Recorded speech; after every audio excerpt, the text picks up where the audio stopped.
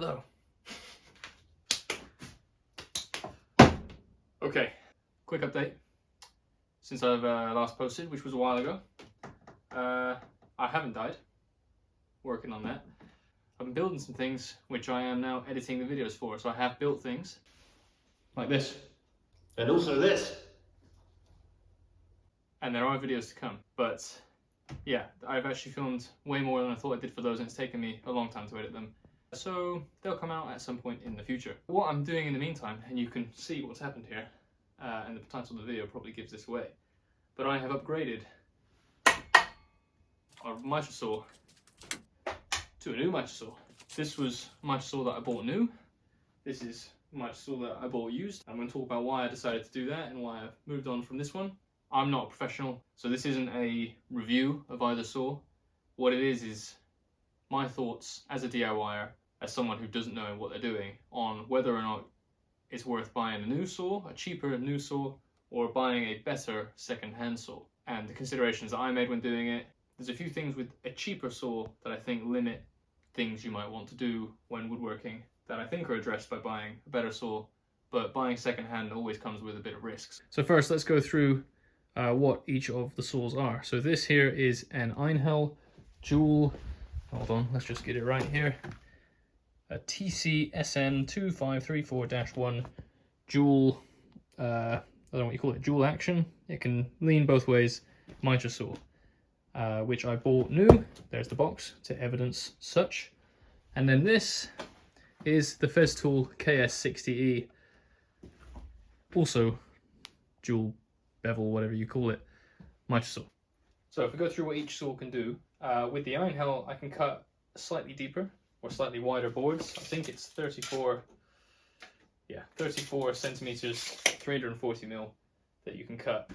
With the Festool, it's a little less, not by much, but it's about 30 centimeters. You lose about 4 centimeters of cut depth. The Einhell's got 250 mil blade, and you can set the angle of cut to plus 47 or minus 47 degrees. The Festool is a slightly smaller blade. I think it's 215, maybe 216 mil, as opposed to 250, but it does have a slightly wider range of angles that you can cut, so it's either plus 60 or minus 60. So on both saws, as opposed to just setting the angle of the saw itself to the wood, you can set the angle in that direction, don't know what the technical term is, by plus or minus 45 degrees as well. So there's no difference there between the two. So the important question everyone will want to answer is, how much did they cost? A little bit of transparency. I get a discount on Einhell through my employer. So brand new, this saw was £220 when I bought it, and I get 30% off, so I paid something that's on the screen. I can't do that right now in my head. This saw new will run you between, I'd say, 700, maybe high 600s and 850 pounds, depending on where you buy it from. But I bought it secondhand off a guy, a carpenter, for £275. So 275 versus a little under £200 for the two saws. So that then begs the question, if they're fairly similar in terms of what they can cut, and fairly similar, if not a little bit more expensive for that one in terms of price, why did I change from that saw to that saw, or why am I changing from that saw to that one? I think there's three main reasons why. Maybe four, maybe three. We'll see as I talk. So let's go through each in turn. Okay, reason number one, and this is probably the biggest reason, so we'll start with that. Let's consider the room in which I work. So this is my garage. It's a single car garage, and next couple of weeks I've finally got the time to build the miter saw station that I think I've shared a couple of times the plans for.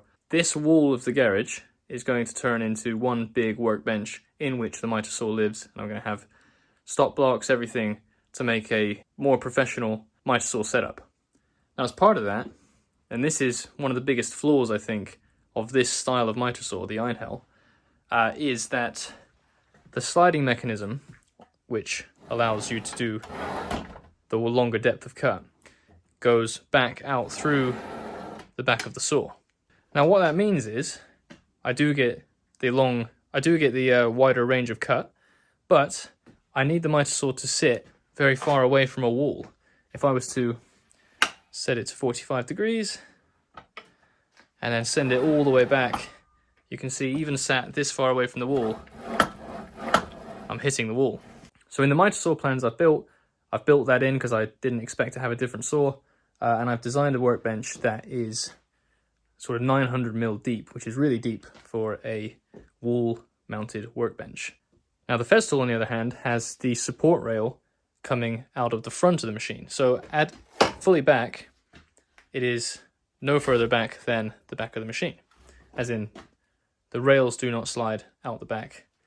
What that means is, if I set this one to 45 as well, fully back there, I can have it a lot closer to the wall than I can the Einhell. In fact, I've measured it, and I can have it 30 centimeters closer to the wall than the Einhell, which means I can have a workbench that is 30 centimeters shorter. That might not sound like a lot, but the whole garage is only 3 meters across. I've got a table saw that takes up sort of 1 meter here, and if I was to have a workbench that was 900 deep, I would only have 1 meter of walk space between the two. So to take it 30 centimeters further gives me about 1.5 times as much walk space. Effectively, I can have a shallower workbench now, while still achieving the same thing with the miter saw station. Okay, reason number 2, and this might be a critique of this particular saw as opposed to cheaper saw versus better saw, but it's confidence in the angle that I'm actually cutting. So if I was to want to change angle, let's say I was on 15 degrees and I want to set it to a 90-degree cut, I will grab that, pull the saw in, and then I wait for some positive feedback on the 0, but it never quite clicks in. It should, I think. And eventually, there you go. It's now got some positive stop, but you can see, hold on, let me come in. You can see that I have about 1 degree, let me do this. You can see there's about 1 degree of play in terms of the angle. Now 1 degree doesn't sound like a lot, but if I'm trying to do very precise work, if it's 1 degree out, I will have miters that don't join, and if I have multiple joints that need to go together, 1 degree compounded over those joints will make a very big angle and a very noticeable gap. The second point is, without that positive stop, let's say I do line it up perfectly in the middle of the 0, I then lock it in by twisting this, and I have little confidence that in twisting I am not shifting the angle slightly. So effectively what I'm trying to say here is I have a lack of confidence in the accuracy of the angle that you set with this saw. Let's compare that then to the Festool one. So again, same thing, you loosen up with the knob at the end, and now you use the latch to release it and you can move the angle. Again, let's say I want to set it to a 90-degree cut. I get close to the 0 here, and then you can hear there's a positive stop at the 0. And it's really positive at the 0, there's no play. So I know I'm there, and I just lock it in. And because I twist to the right, I'm pushing into the positive stop on the 0, and I'm confident that that is 90 degrees. So immediately there's a big difference in the accuracy, or confidence in the accuracy of the two saws. Right, point number 3. And again, maybe this is a critique of this particular saw, because that's the only one I've ever tried. I don't know what the other saws at this price point are like, but I have a general lack of confidence in the quality of the saw.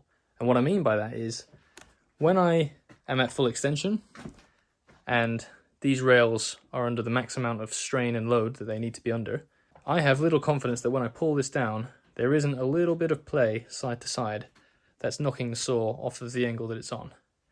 It's hard to, you can't really pick it up on the camera, it's more of a feel thing. I think the blade can be shifted left to right, left or right, around 1 to 2 millimeters depending on the direction of pressure that I'm putting on. Which obviously that can make a massive difference, again, to the quality of cuts and joints and measurements. With the Festool, as you pull it out, it feels rock solid. So in terms of where the blade lands, in terms of deflection in the blade, as I pull this down, I feel like there's little to none, and it feels super high quality compared to the Einhell. And you probably expect that for a saw that brand new costs 3 times as much as that saw. Number 4. So, fourth is a small thing, but it's the ease of adjustment and use. So if I want to do the miter, if I want to change the angle of the saw in terms of which way it's leaning, I have to unscrew this little thing here, and then, hold on, unscrew that little thing, and then I can tilt the saw, and then I have to kind of hold it with one hand while I retighten this with the other. With the Festool, it's a lot simpler. I have a button here. I can push that, tilt the saw, and release the button when I'm at the angle I want, and it's set. Then there's this little screw at the back to tighten that and make sure it's locked into place. And there's other things in that vein. So to set the trenching feature, or the height of the cut, with the Einhell I use this screw here, which is just a simple threaded screw. As you tighten that down, it will stop where the saw can reach. With the Festool, it just feels a bit sturdier in terms of it's this lever here that you twist to set the depth of cut. Okay, number 6, gone way over my list of 3. It's just the quality of, I guess, the internal components. So the motor on this is a lot quieter, and also I have the ability to set the speed of the motor. The useful thing about this as well is it gives you a little guide, the type of material that you're cutting. Oh, you can't see that probably. Type of material that you're cutting and the speed setting that it should be on. And you just set that right here. So you just twist it around. The Einhell is a 1-speed saw, I think. At least I can't find anywhere to change the speed. So I'll compare both saws. I've started them off of the angle that I want, which is 90 degrees, and I'm gonna go through the process of setting it to 90 degrees, making a cut, and then I'll check the accuracy of the cut with, I guess, a set square or something.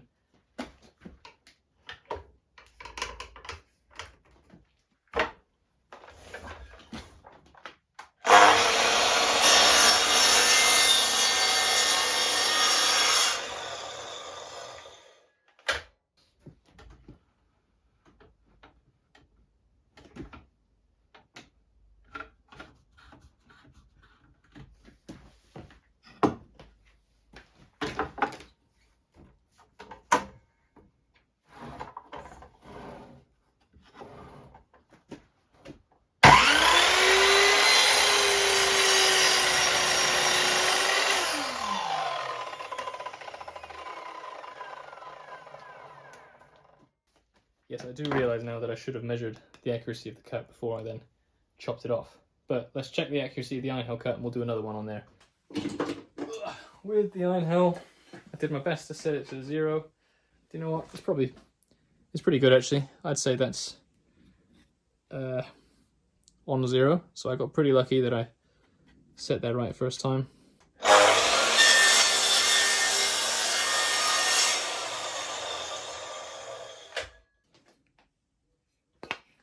There you go. Bob on as well.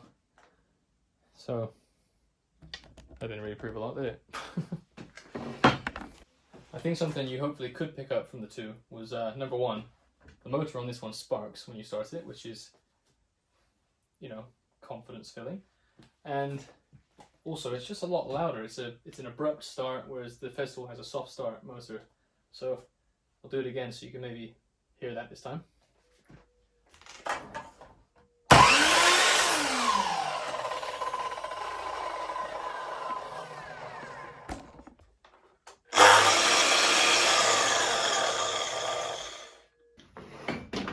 Okay, so that's pretty much everything. I think I needed to cover about the reasons why I bought that one to replace that one.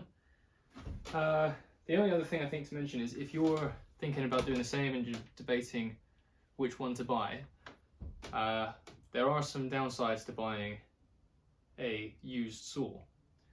The main one is if you buy new, you get manufacturer warranty in most cases. And that means if things like the motor fail or you know, anything breaks that shouldn't, in all likelihood they will give you a new machine or at least the new part to fix it. If you buy Used, like I've done here, you're kind of screwed if anything goes wrong. Second downside, there's a bit of a risk.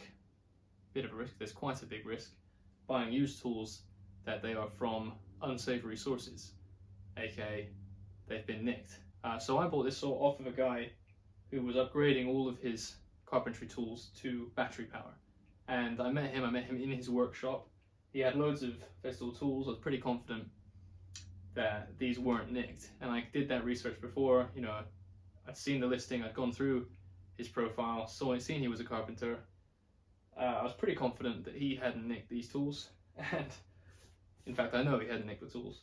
But there's a high risk, I think, with Marketplace and eBay that tools you're buying are potentially stolen, especially if you see them for an unbelievable price. Third risk, and this again probably wants you to do lots of research. Used tools have obviously had a life before you, and that means they, you know, will come battle scarred, potentially requiring recalibration. Saw blades, belts, motors might be worn and need replacing. So again, lots of research required, I think, to make sure you're buying a good one, whereas you should hopefully be buying something pretty decent straight out of the box if you buy new. For example, with the Einhell, the fence is all pretty wonderful and completely, you know, free of scratches, and it's not tarnished in any way. The Festool, the guy did admit this as I picked it up, but as he'd set the mitre one day, he'd taken a chunk out of the fence because what you're meant to do is loosen the fence, like that, and pull it out so that the saw doesn't hit it. So yeah, there's a big gouge out the fence right there, which obviously wouldn't be the case if I was buying this new. So there you go. That's everything.